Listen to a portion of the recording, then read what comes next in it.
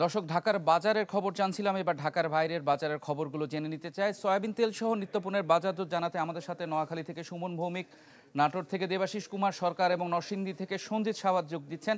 প্রথমে চলে যেতে চাই নোয়াখালীতে। সুমন, বাজার পরিস্থিতি জানাবেন, তেলের বাজারে কেমন দেখতে পাচ্ছেন ওখানে?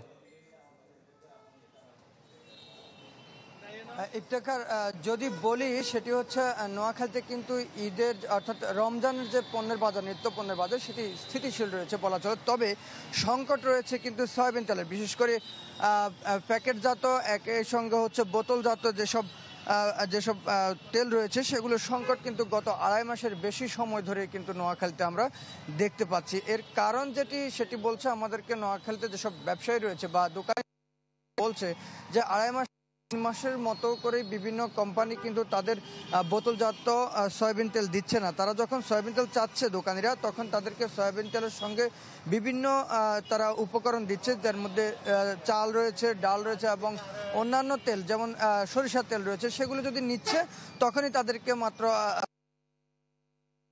পরিমাণ অর্ডার করছে তার অর্ধেকেরও কম দিচ্ছে কোম্পানিগুলো, এরকমটাই বলছে এখানকার যারা দোকানি রয়েছে তারা। তবে সংকটের বিষয়টা যখন কোম্পানির কাছে জানতে চাওয়া হয় তখন কিন্তু কোম্পানিরা সঠিক কোনো উত্তর দোকানিদেরকে দিচ্ছে না। এক কথায় বলা চলে এখনো পর্যন্ত সংকট রয়েছে। তবে আজকে সকালে যখন আমরা কয়েকজন দোকানের সঙ্গে কথা বলেছিলাম তখন তারা যেটি আমাদেরকে বলেছে সেটি বলছে যে গত 2-3 দিন কিন্তু আবার কোম্পানিগুলো তাদেরকে তেল দিচ্ছে, তবে চাহিদা যতটুকু রয়েছে ততটুকু কিন্তু দিচ্ছে না। সব মিলে আসলে নোয়াখালীতে স্থিতিশীল রয়েছে বাজার। দর্শক, নোয়াখালী থেকে সুমন ভৌমিক যোগ দিয়েছিলেন, জানাচ্ছিলেন সেখানকার পরিস্থিতি। চলে যেতে চাই নাটোরে দেবাশিস কুমার সরকারের কাছে। নোয়াখালীর পরিস্থিতি আপনি শুনতে পেয়েছেন, সেখানে কিন্তু পণ্যের বাজারে যে পরিস্থিতি তাতে দেখা যাচ্ছে সব ধরনের সবজি এবং অন্যান্য পণ্যের দাম স্বাভাবিক থাকলেও তেলের বাজারে কিছুটা সংকট ছিল, কিন্তু সরবরাহ বেড়েছে। দেবাশিস, নাটোর থেকে আপনার পরিস্থিতি জানাবেন।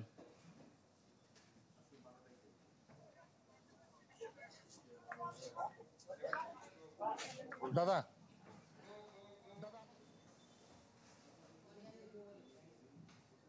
আমি নাটোরের যে সয়াবিন তেলের বাজার, নাটোরের বাজার থেকে সেটা কিন্তু কিছুটা হলেও স্বাভাবিক হয়েছে। নাটোরের সয়াবিন তেলের সরবরাহটা বেড়েছে। বিশেষ করে বোতলজাত সয়াবিন তেল এখন কিন্তু বাজারে পাওয়া যাচ্ছে। তবে যে শর্ত জুড়ে দেওয়ার কথা বিভিন্ন জেলা থেকে আমরা শুনছিলাম, সেটা নাটোরের এখনো পর্যন্ত নেই। কারণ দোকানিরা যেভাবে তেল পাচ্ছেন সেভাবে বিক্রি করছেন। দোকানে দোকানে এখন আসতে শুরু করেছে বোতলজাত সয়াবিন তেল, এবং বোতলের গায়ে যে দাম লেখা রয়েছে সেই দামে বিক্রি হচ্ছে। এছাড়া খোলা যে সোয়াবিনের দাম সেটা কিন্তু আগের থেকে কমে এখন 180 থেকে 82 টাকা কেজি পর্যন্ত বিক্রি হচ্ছে। এছাড়া বাজারে যে সবজির দাম, সেই সবজির দাম কিন্তু সহনীয় পর্যায়ে রয়েছে। বিশেষ করে পেঁয়াজের দাম কিন্তু এখন 25 থেকে 30 টাকার মধ্যে বিক্রি হচ্ছে। তবে বেগুনের যে দর, বড় বেগুন বিক্রি হচ্ছে 50 থেকে 60 টাকা কেজি ধরে, এবং ছোট বেগুন বিক্রি হচ্ছে 30 টাকা কেজি ধরে। এছাড়া লেবুর দাম ঊর্ধ্বমুখিতা রয়েছে। পাইকারি বাজারে লেবু হচ্ছে প্রতি পিস 10 থেকে 12 টাকা করে পাইকারি বাজারে বিক্রি হচ্ছে। সে লেবু খুচরো বাজারে এসে আপনি 60 টাকা থেকে 80 টাকা হালি পর্যন্ত বিক্রি হতে দেখা গেছে নাটোরের বিভিন্ন বাজারের প্রকারভেদে। এছাড়া কম দামি লেবু, যেগুলো ছোট লেবু, সেগুলো 30 টাকা হালি ধরে বিক্রি হচ্ছিল। এছাড়া অন্যান্য যে সবজির দাম, সেই সবজির দামও কিন্তু আলু বিশেষ করে যেমন 20 টাকা কেজি, অন্যান্য পটল নতুন সেটা 80 টাকা কেজি, করলা 60 থেকে 80 টাকার মধ্যে বিক্রি হচ্ছে। এছাড়া অন্যান্য সবজি 20 থেকে 40 টাকার মধ্যেই কেজি দরে বিক্রি হতে দেখা গেছে। তবে জনগণ যেটা বলছিলেন, যে সাধারণ ভোক্তা যেটা বলছিলেন, যে দাম নিয়ে তাদের তেমন কোনো বিপত্তি নেই। যে সয়াবিন তেলের বিষয়টা তারা ভোগান্তিতে ছিলেন, সেই সয়াবিন তেলের সরবরাহ বৃদ্ধি পাওয়ায় এখন তারা স্বস্তি প্রকাশ করছেন। ইফতেখার। দর্শক, নাটোর থেকে দেবাশিস কুমার সরকার আমাদেরকে জানাচ্ছিলেন সেখানকার পরিস্থিতি।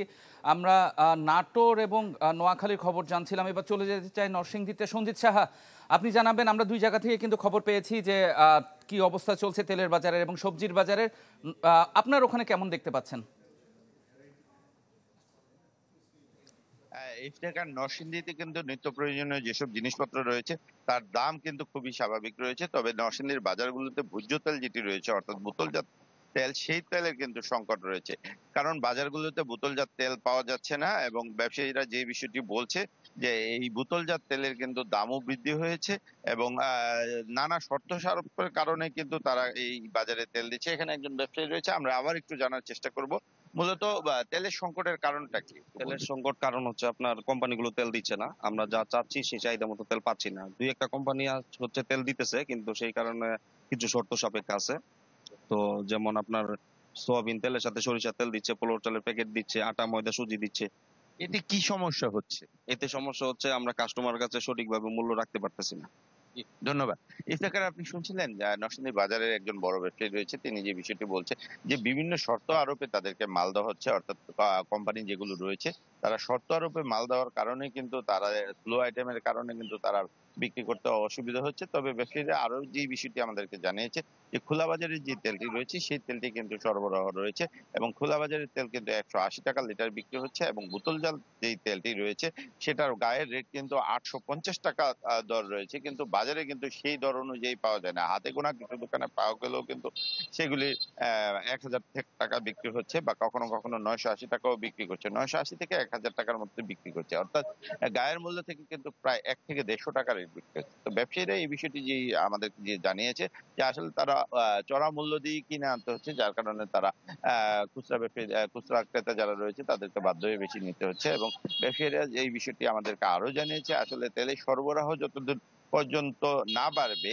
সেই সংকটটা আসলে বাজারগুলোতে কমবে না। তো এছাড়াও নিত্য প্রয়োজনীয় জিনিসপত্র অন্যান্য যেসব জিনিস রয়েছে সেগুলো কিন্তু স্বাভাবিক রয়েছে। তো এই ছিল এখানকার সর্বশেষ অবস্থা। সঞ্জিত, আপনাকে ধন্যবাদ। দর্শক, আমরা ঢাকার এবং ঢাকার বাইরে নরসিংদী থেকে, নোয়াখালী থেকে এবং নাটোর থেকে আমাদের প্রতিনিধির মাধ্যমে জানছিলাম বাজার পরিস্থিতি কেমন চলছে।